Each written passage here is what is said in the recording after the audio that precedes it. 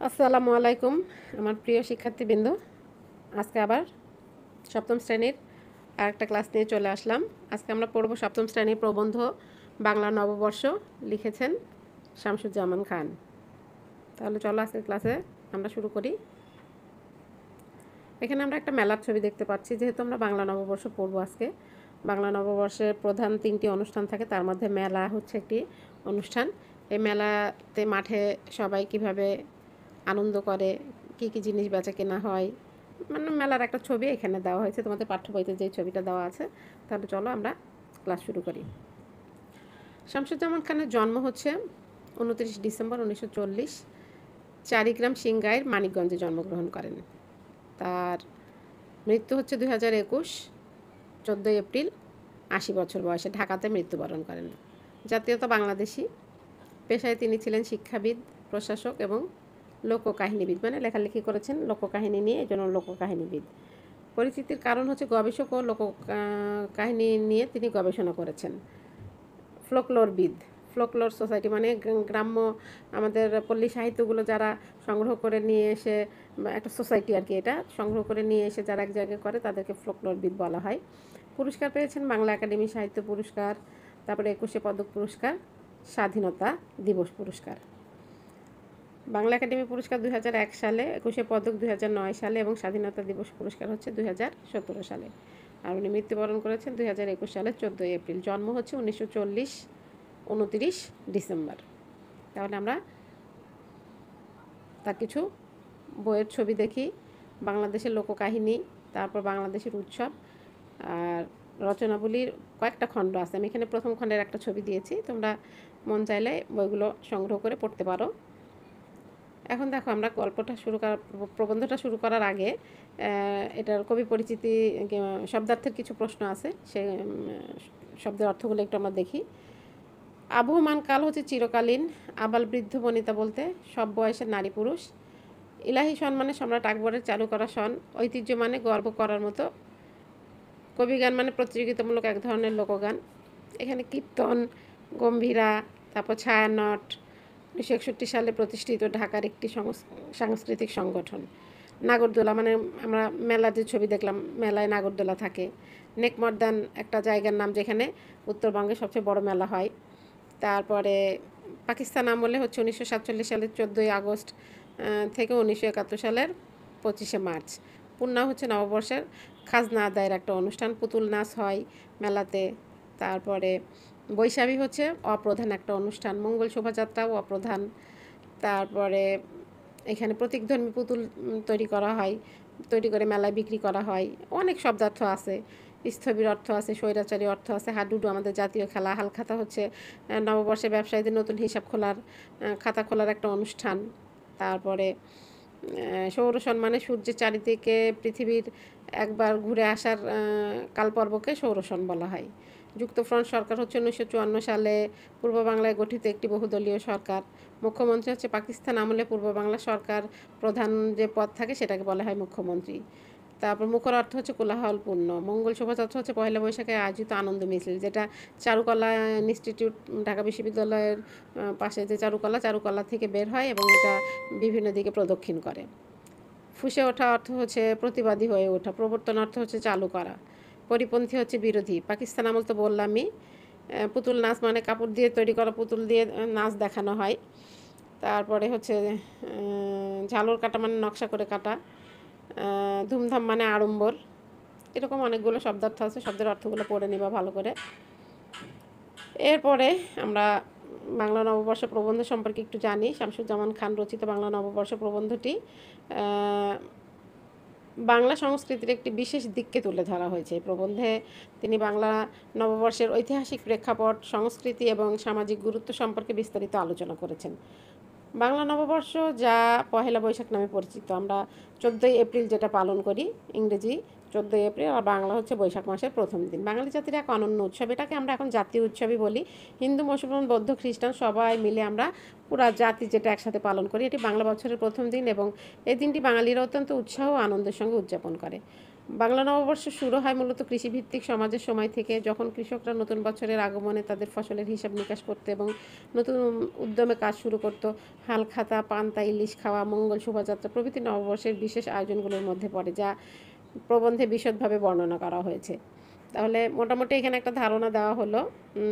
তোমাদের বইয়ে এরকম একটা প্রশ্ন আছে যে বাংলা নববর্ষ প্রবন্ধটি নিজের ভাষায় লেখো, তুমি তোমার মতো করে লিখে ফেলবা।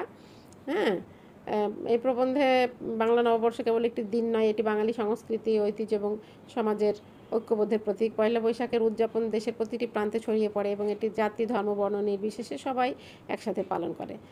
তিনি আরও বলেন, এই দিনটি জাতির কাছে বিশেষ গুরুত্বপূর্ণ কারণ এটি বাঙালির নিজস্ব সংস্কৃতি এবং ঐতিহ্যকে জাগ্রত করে এবং দেশের মানুষের মধ্যে একতা ও সম্প্রীতি সেতুবন্ধন রচনা করে।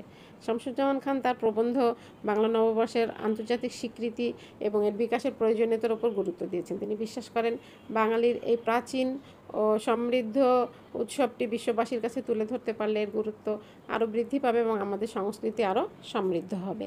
একসময় কিন্তু এই বাংলা নববর্ষ পালন করতে দেওয়া হতো না।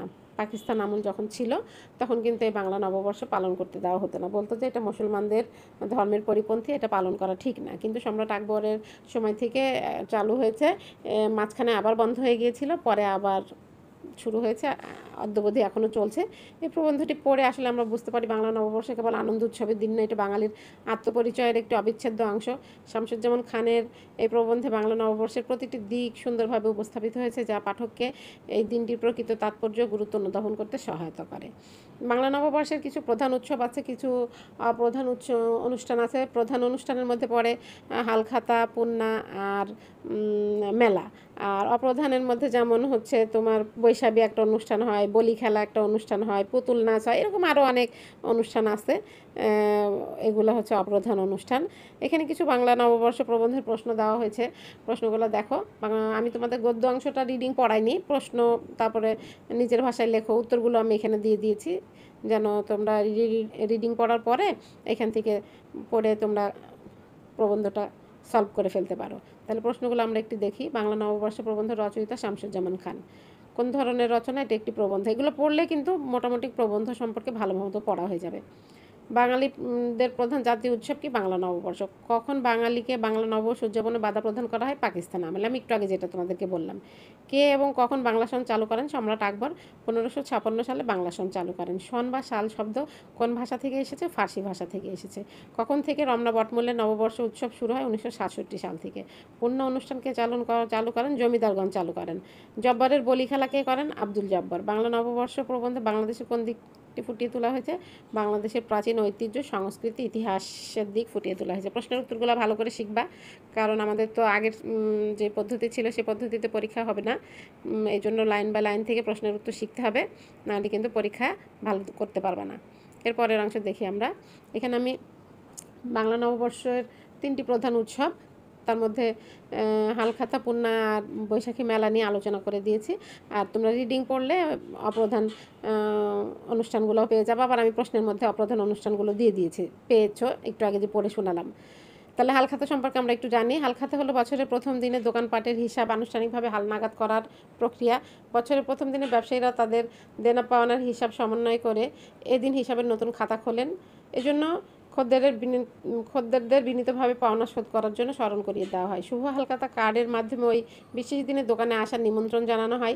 এই উপলক্ষে নববর্ষের দিন ব্যবসায়ীরা তাদের খদ্দেরদের মিষ্টিমুখ করান। খদ্দেররাও তাদের সামর্থ্য অনুযায়ী পুরনো দেনা শোধ করে দেন।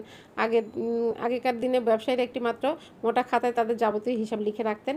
এই খাতাটি বৈশাখের প্রথম দিনে নতুন করে হালনাগাদ করা হতো। হিসাবের খাতা হালনাগাদ করা থেকে হালখাতার উদ্ভব।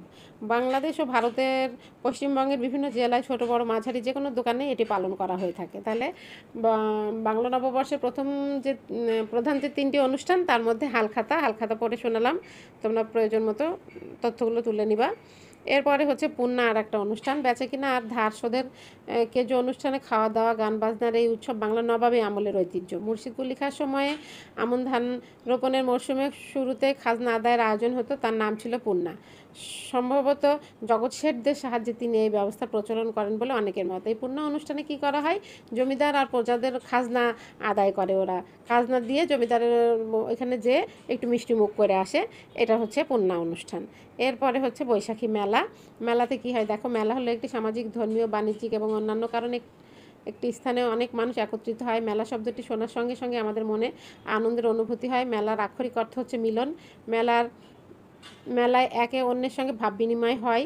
হ্যাঁ, মেলা সাধারণত কোনো বৃহৎ স্থানে যে কোনো মানুষের চলাচল রয়েছে তেমন স্থানে মেলা অনুষ্ঠিত হয়। মেলা অনেক ধরনের হয়। পয়লা বৈশাখে সবচেয়ে বড় মেলা হয়। একে জাতীয় পর্যায়ের মেলাও বলা হয়। এই মেলায় বাংলার ঐতিহ্য তুলে ধরা হয়। মেলাতে পুতুল নাচ হয়, মেলাতে নাগরদোলায় ওঠে, বিভিন্ন ধরনের খাবার দাবার পাওয়া যায়, মাটির ট্যাপা পুতুল, কাপড়ের তৈরি পুতুল, প্রতীকধর্মী পুতুল, অনেক কিছুই মেলাতে পাওয়া যায়। তারপর গান বাজনা হয় মেলাতে, তারপরে নাটক হয় মেলাতে। যারা তোমরা পয়লা বৈশাখে ঘুরেছো, মেলায় অংশগ্রহণ করেছো, তারা এই সম্পর্কে ধারণা আছে। এরপরে আমরা বাংলা নববর্ষের আরও কিছু প্রশ্নের উত্তর এখানে দেখি। প্রথমে কিছু প্রশ্নের উত্তর দিয়েছি, শেষে কিছু প্রশ্নের উত্তর দিয়ে দিচ্ছি। প্রধান অনুষ্ঠানের নাম হচ্ছে বৈশাখী মেলা।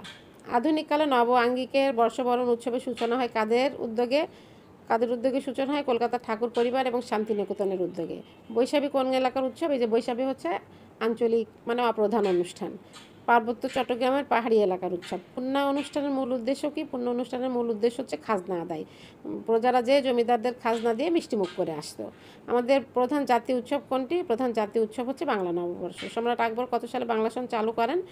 1556 সালে। আর আরবি হচ্ছে 992 হিজরি বাংলা সন চালু করেন। হালখাতা কী ধরনের অনুষ্ঠান? হালখাতা ব্যবসায়ীদের বাকির টাকা মিটিয়ে নতুন বছরের খাতায় খোলার আনন্দময় অনুষ্ঠান। যুক্তফ্রন্ট সরকারের মুখ্যমন্ত্রী কে ছিলেন? শেরেবাংলা একে ফজলুল হক।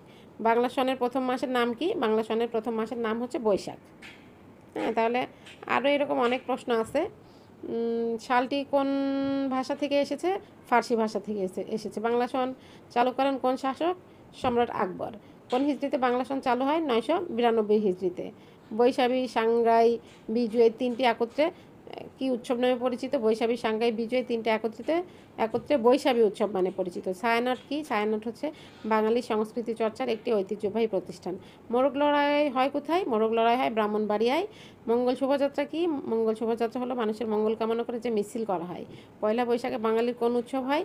নববর্ষের উৎসব হয়। পাকিস্তান আমলে কাদেরকে নববর্ষ উৎসব করতে দেওয়া হয়নি? পূর্ব বাংলার বাঙালিকে। কত সাল থেকে ছায়ানটের নববর্ষের উৎসব শুরু হয়? 1967 সাল থেকে।